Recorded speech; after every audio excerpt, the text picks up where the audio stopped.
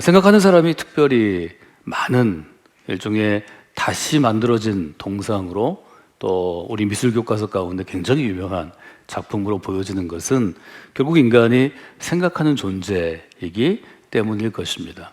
근대 철학의 문을 열었던 철학자 중에 한 사람인 데카르트는 자기의 제일 중요한 철학 서적 방법 소설인데요. 철학의 제일 원리를 이렇게 썼죠. 나는 생각한다. 고로 나는 존재한다. 여러분이 라틴어까지도 익숙한 그런 구절입니다. 인간은 생각하기 때문에 존재할 수 있고, 사실은 존재하는 인간은 이 생각의 영역에서 생각하지 않는 존재는 없죠. 이 점을 우리가 한번 생각해 볼 수 있겠습니다. 지난 9월과 10월 저는 로마서를 텍스트로 해서 바울 사도의 질문들을 계속해서 다뤘습니다. 우리는 과연 누구인가? 바울은 우리를 복음의 사람이라고 정의합니다. 복음의 사람은 누구인가? 복음의 사람은 어떻게 살아가야 하는가? 하나님은 왜 복음의 사람을 선택하셨는가? 하나님은 왜 이 땅 가운데 복음의 사람을 보내셨는가? 저는 이 복음의 사람이라는 일종의 정의는 복음의 공동체와 연결되어 있다고 여러분에게 설명을 해드렸습니다. 오늘 저희들이 로마서 14장을 함께 다루게 되는데요. 창립을 기념하는 성광교회 믿음의 공동체의 일종의 태어난 날 생일을 생각하면서 몇 가지 제가 성광교회에서 아주 오랫동안 함께했던 교회 첫 예배로 시작해서 지금까지 함께했던 시절들을 돌아보면서 41해 동안 있던 여러 가지 일들을 계속해서 생각하게 되었습니다. 철학자들이 늘 묻는 것은 인생이란 무엇인가입니다. 한 사람 한 사람에게 계속 생각하게 합니다. 인생이 무엇인지를 생각하고 내가 왜 살아가야 하는지, 인생에 살아야 하는 목적을 생각하고 내가 왜 존재해야 되는지, 왜 존재할 가치가 있는지를 생각하는 것이 전체가 철학적인 사유, 일종의 생각의 길입니다. 그 생각을 통해서 한 사람은 더 성숙한 인격을 갖게 됩니다. 그 사람은 더 성숙한 직업에 대한 관점을 가지고 일하게 됩니다. 자기 인생을 정의하면서 가정에 대해서도 생각을 갖게 되는 거죠. 이 똑같은 과정을 바울은 지금 바울의 서신서를 통해서 우리에게 질문하는 것입니다. 1990년대 제가 30대 때 아주 젊은 목회자로 주로 중고등부 학생들, 청소년들과 청년들과 많은 목회 시간들을 이제 보낼 때입니다. 정말 많은 아이들이 인생의 고민을 품고 교회에 왔고, 또 우리가 여름 수련회, 겨울 수련회, 또 영적인 여러 시간들 또 같이 산을 가든 바다를 가든 이런 시간들을 통해서 자기의 고민들을 많이 얘기했습니다. 공통적인 고민들이 있는데요. 저와 함께 했던 그 수백 명의 청소년과 청년들이 어떤 고민이 제일 심했는가 하면 자기 존재에 대한 고민이었습니다. 나는 누구인가에 대한 질문이죠. 이런 생각들을 주로 10대 중후반에 많이 합니다. 나는 홀로 이 세상에 보내어진 존재이다.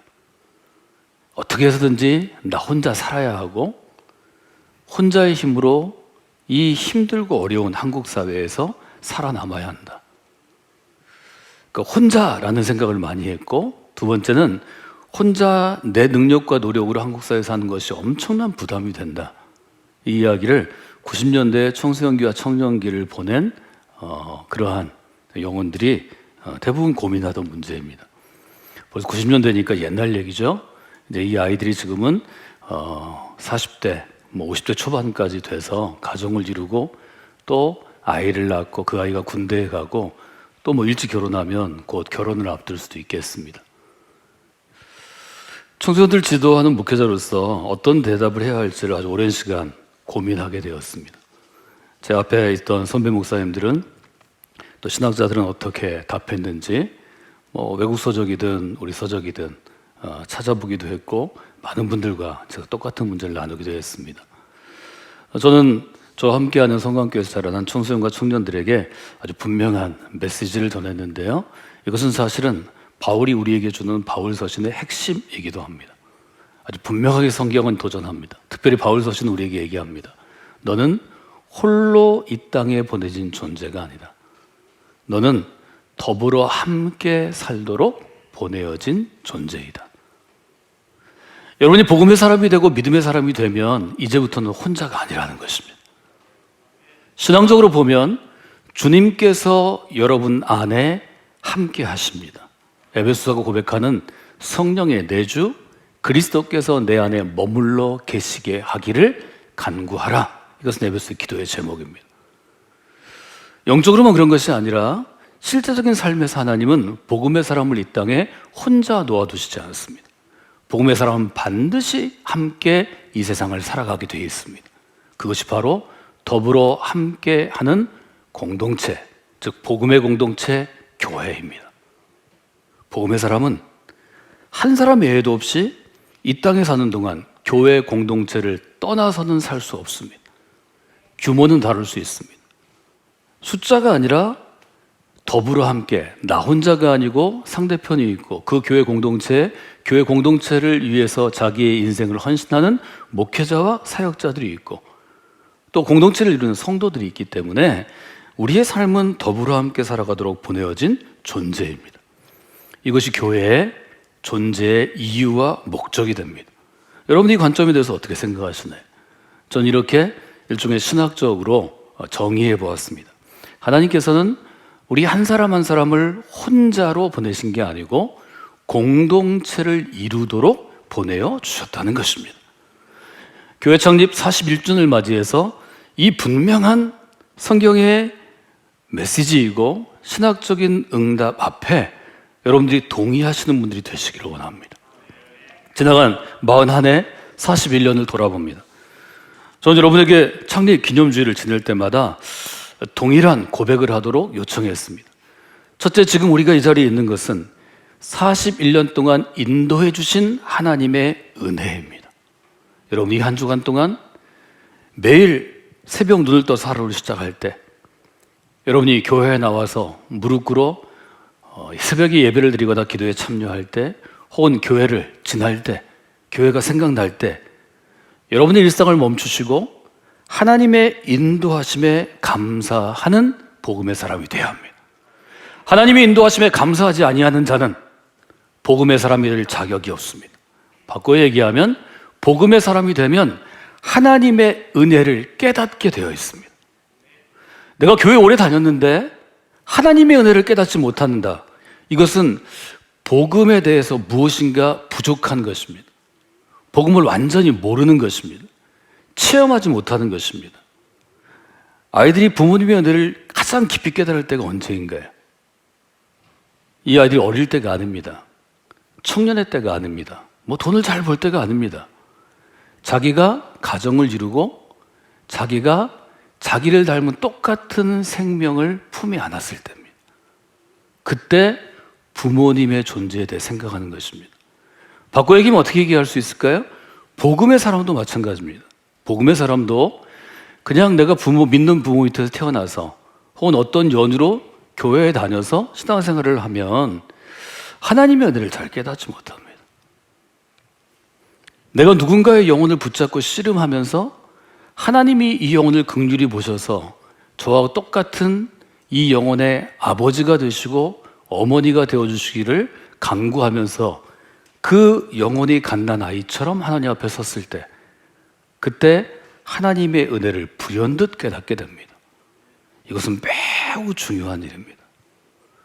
하나님의 인도하심에는 반드시 늘 같이 동전의 양면처럼 함께 오는 하나님의 은총이 있는데 그것은 하나님의 지켜주시는 은혜입니다.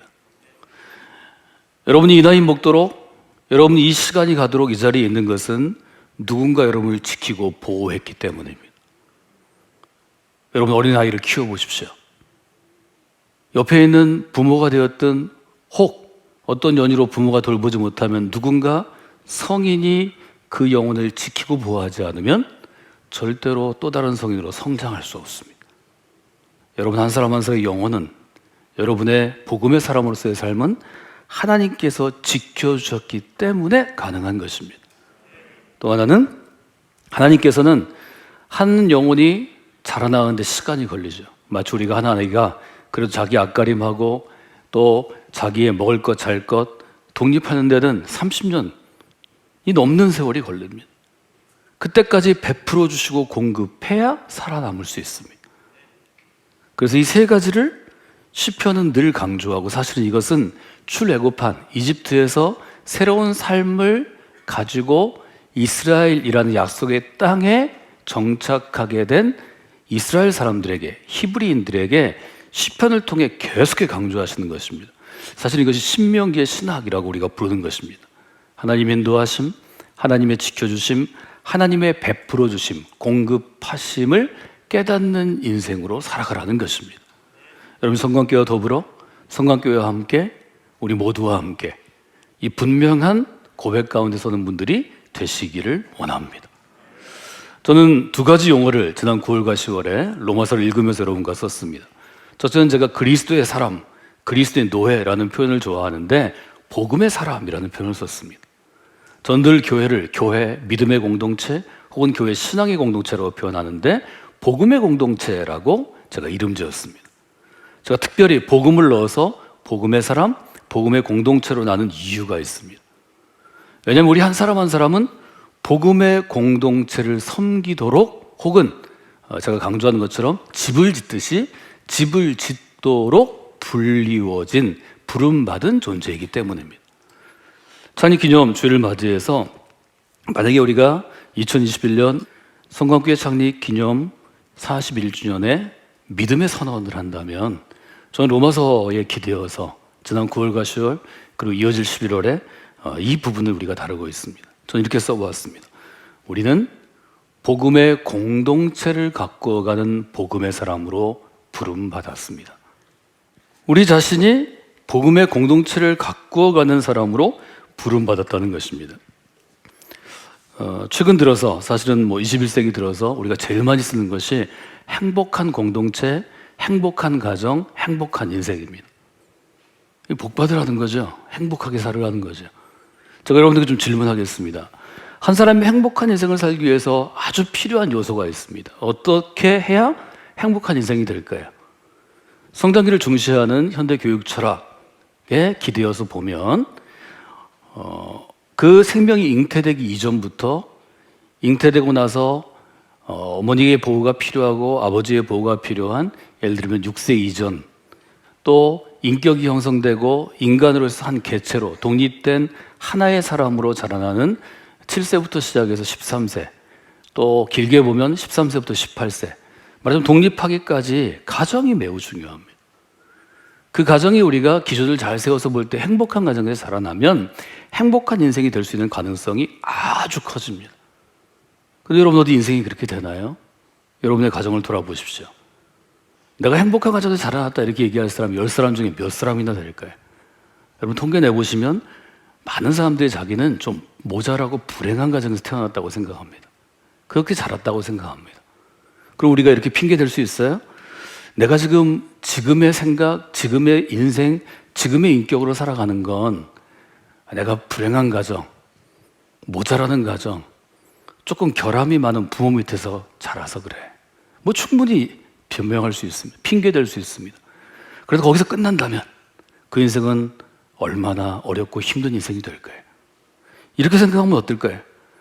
한 인생이 행복해지려면 태어나고 자란 가정이 행복한 가정이 되어야 된다면 나는 이제부터는 내가 이제 성인이 됐으니까 지금부터 내가 이루고 가꾸고 세워야 할 가정은 행복한 공동체로 내가 만들어야 되겠다. 여러분, 이렇게 결정할 때 이 순간부터 그의 삶에 행복한 인생이 시작되는 것은 아닐까요? 사랑하는 여러분, 한 사람이 행복한 인생을 살기 위해서 선진국 백성으로 또 좋은 정치 체제 아래서 살아가야 한다면 혹 내가 그렇게 살지 못했어도 내 아이들이 살아갈 시대는 더 행복한 사회 공동체, 국가 공동체로 가꾸어야 한다고 결정할 때 그때 더 행복한 인생이 되지 않을까요? 똑같은 논리로 저는 여러분에게 이렇게 말씀드리고 싶습니다. 우리는 복음의 사람들입니다. 교회 공동체 안으로 부름받은 사람들입니다. 이 땅의 모든 교회가 행복한 교회는 아닙니다. 모든 가정이 행복한 가정이 아닌 것처럼 이 땅의 모든 국가가 혹은 모든 사회가 모든 도시가 행복한 도시가 아닌 것처럼 교회도 마찬가지로 불안정함과 어려움이 현실적으로 있습니다. 여러분이 지금까지 경험한 교회가 행복한 교회가 아닐 수도 있습니다. 그렇다면 우리는 복음의 사람으로 어떻게 결심하고 어떻게 살아가고 어떤 교회를 이루어야 될까요? 내가 지금 섬기는 교회, 우리에게는 지금의 성관 교회가 더 행복한 믿음의 공동체가 되도록 가꾸어야 우리가 더 행복한 인생을 살 수 있지 않을까요? 오늘 전 여러분에게 그 점을 좀 생각해 보시도록 권해드리고 싶습니다. 교회 안에 많은 교인들이 있습니다. 저는 늘 교회에 대해 생각할 때 제가 교제하고 있는 미국이나 캐나다 혹은 호주 혹은 유럽의 한인교회들에서 목회하고 있는 제 가까운 친구들이나 또 선후배 목회자들과 나눴던 이야기들을 계속해서 기억합니다. 코스타와 같은 해외 유학생을 위한 사역들이 지금 중단되었습니다. 접촉할 수 없고 우리가 외국 자유롭게 나가는 것이 쉽지 않습니다. 모이지도 못합니다. 온라인으로 대부분 대체되었습니다. 우리가 함께 모일 수 있을 때 댁에 가면 10여 분 정도의 아주 열정적이고 정말 목회를 잘하고 본받을 만한 좋은 스피커들이, 리더들이 함께 모이는데요. 그 중에 서너 분은 대개 미국이나 캐나다 같은 곳에서 열정적으로 목회하는 목사님들입니다. 이분들과 한인교회의 미래에 대해서 지난 20여 년간 여러 가지 이야기들을 나누었습니다. 한인교회는 한국교회를 쫓아오기도 하고 미국교회를 쫓아가기도 하기 때문에 지금부터 10년쯤 지나서 2028년부터 32년이 되면 아주 정말 큰 어려움에 처하게 될 것이다. 그것이 이미 10년 전, 20년 전 우리의 생각이고 예측이었습니다. 코로나 위기가 그것을 훨씬 더 가속화시키고 있습니다. 빨리 진행되게 하고 있습니다. 고민은 그것이었습니다. 믿음을 가진 부모, 이민한 1세대나 1.5세대는 점점 나이 들어가고 베이비 부모 시대가 끝나가서 이제 현역에서 은퇴하고 인생에서 점점 떠날 시간이 가까워 오는데 이분들이 길러낸 자녀들은 한인교회로 돌아오지 않는다는 것입니다. 대부분의 교회가 고령화되고 한국보다 훨씬 빨리 고령화됩니다. 새로운 이민자들은 오지 않고 2005년부터 이민자들이 너무 감소하고 있습니다. 역이민, 이민 왔다가 한국으로 다시 오는 사람이 너무 많습니다. 한인교회의 미래는 어떻게 될 것인가 하는 것입니다. 그때 여러 목사님들이 저에게 한인교회의 미래의 싹을 자른 것은 우리 자신입니다 하는 고백을 정말 많이 들었습니다. 한인교회는 복음의 사람만 있는 게 아닙니다. 외국 생활을 하기 때문에 한국 사람 만나기 위해서 나온 사람도 사실 많이 있습니다. 교회가 순수하지 못하고 성숙한 교인이 적을수록 갈등과 아픔과 어려움이 많습니다. 이리 싸우고 저리 싸우는 싸움이 매주 일어납니다. 문제는 한인교회까지 오는데 시간이 너무 길다는 것입니다. 아이들이 혼자 걸어올 수 없습니다. 적어도 1시간, 1시간 반, 2시간 부모가 차를 태우고 와야 됩니다. 이 아이들이 아주 어릴 때 말을 알아들을 때부터 머리가 점점 독립된 성인으로 나아가는 10대 중후반까지 20년 내내 교회 갈등, 교회 리더들, 목사님 욕, 장로님 욕, 그 다음에 자기가 교제하는 집사님, 권사님 욕만 듣고 자라난다는 것입니다. 이 아이들이 자라나면서 똑똑한 아이들이 생각하지 않겠어요? 왜 이렇게 골치 아픈 데를 왜 내가 나가? 이런 사람들하고 내가 왜 교제를 해? 아니, 이런 공동체가 이 땅에 있으면 될까? 이런 부정적인 생각 때문에 나중에 신앙을 지켜도 한인교회로 돌아오지 않는다는 것입니다. 여러분, 이것은 우리가 믿음 있는 성인이 되었을 때 어떤 책임을 가져야 되는지를 여러분에게 알려주는 것입니다. 어른이 된다는 것은 어른이 마땅히 감당해야 할 부담, 짐을 지는 것입니다. 제가 여러분 부탁하는 것은 아이들 앞에서는 교회에 대해서 얘기할 때 긍정적이고 좋은 얘기 하십시오. 내가 성곽교회 가서 내 인생이 바뀌었단다. 내 인생이 하나님의 기쁨의 선물을 경험하게 되었단다. 하나님께서 내 인생을 견고한 바위 위에 올려주셨단다. 여러 가지 어려움이 있을 것입니다. 그 얘기는 여러분끼리 하십시오. 하다 안 되면 저와 같은 목회자에게 오셔서 하면 됩니다. 저 가까운 사람 중에 이런 집사님, 이런 권사님이 있는데요, 제가 그 사람 때문에 못 살겠어요. 그럼 같이 그 사람하고 같이 못 사는 세상을 얘기하면 됩니다. 집에 가서 잊으십시오. 힘들면 하나님께 간구하십시오. 하나님께서 여러분의 삶 가운데 놀라운 변화를 가져다 주십니다. 제가 청소년 사역할 때 여러 번 마음을 동요맨 적이 있습니다. 제일 가슴 아픈 이야기는 어떤 것이었는가 하면 아이들이 너무 감각이 없고 감정이 없어서 제가 물어볼 때입니다. 너는 교회일 때 무슨 생각을 하니? 넌 이번 겨울 캠프로 올 때 어떤 목적, 또 어떤 기도의 제목을 갖고 왔니? 너는 이번에 부모님과 함께 새벽 기도할 때 어떤 마음으로 참석했니? 아이들 중에 많은 아이들이 저는 기대하는 게 없어요. 제 10대를 돌아보았습니다. 제 동생들의 10대를 돌아보았습니다. 교회에서 자라난 제 믿음의 동생들의 10대를 돌아봤습니다. 기대하는 것이 없는 10대는 그 미래도 기대할 것이 없다는 것이 제 경험입니다.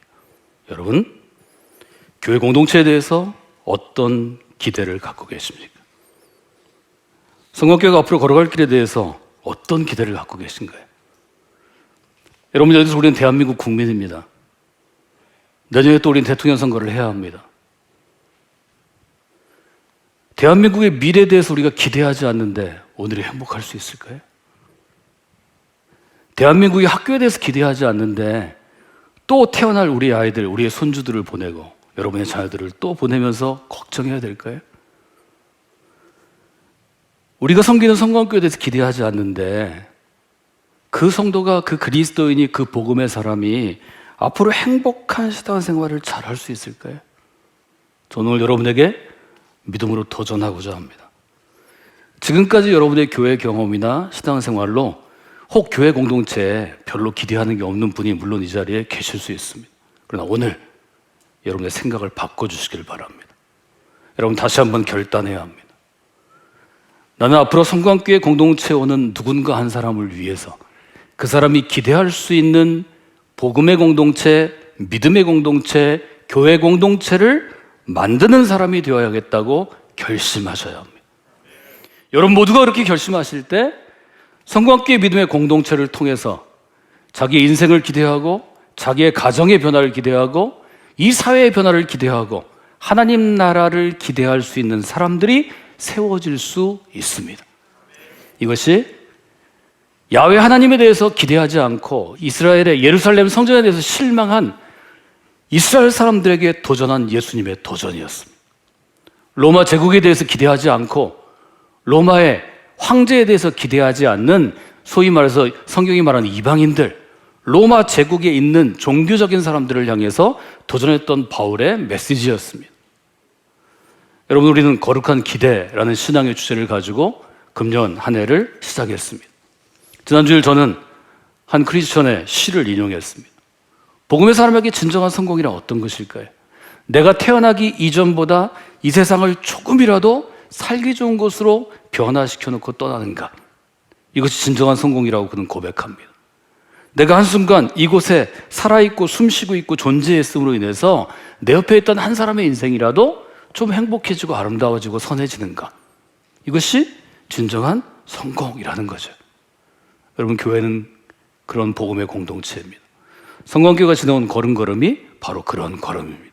앞으로도 우리는 그 걸음을 내디뎌야 합니다. 그러기 위해서는 여러분의 마음 가운데 복음에 대한 하나님이 행하실 일에 대한 분명한 기대가 있어야 합니다. 이 거룩한 기대가 여러분의 인생을 이끌어가는 일종의 동력이 되기를 원합니다. 그 기대를 품은 이가 이 세상을 아름답고 선하게 변화시킬 수 있습니다.